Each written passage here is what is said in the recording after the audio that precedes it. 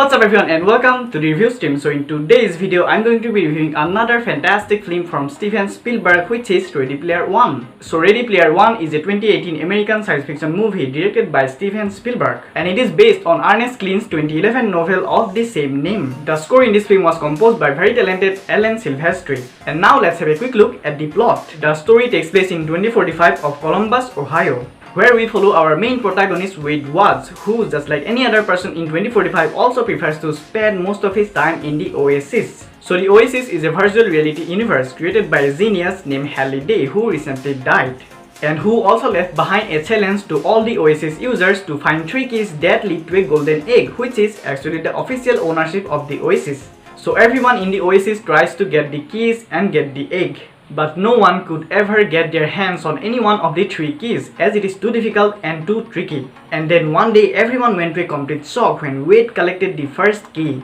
He very closely studied Halliday's past recordings and he found the hint to the keys hidden in it. On the other hand, the character named Nolan Sorrento, the CEO of IOI, who seeks to control the Oasis himself for his own benefit, is our main antagonist.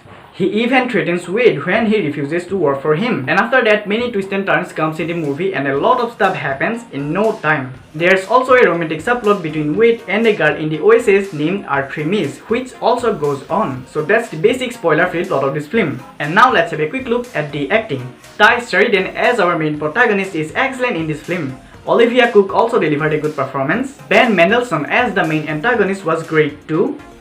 Pegg, who did not get much scope in this film, also did a natural job.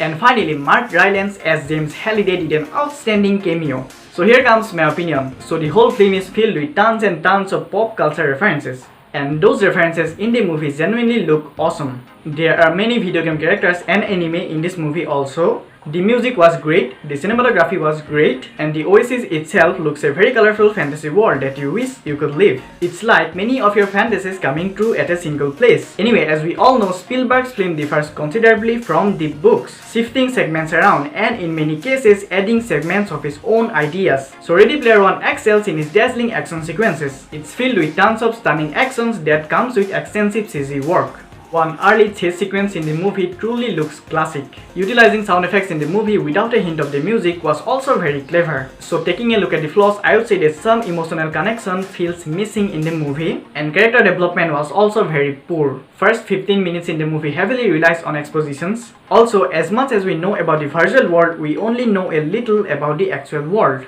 And the romantic subplot between Waithe and Artemis, where he develops deep personal feeling for her, also doesn't feel very natural, as it moves too fast in a very short amount of time. But anyway, I'm happy to say that you can just put it aside and enjoy the whole film. And those flaws are nothing as compared to the jaw-dropping visuals of the film. So now I'm gonna give Ready Player One 8.5 stars out of 10. So before ending the video, here comes the fact of the film. So in an interview, Steven Spielberg said that this was the 3rd most difficult film he has made in his entire career, behind Jaws and Saving Private Ryan. So that's all for today's video guys, thanks for watching and I hope that you really enjoyed it. So see you in the next video, bye.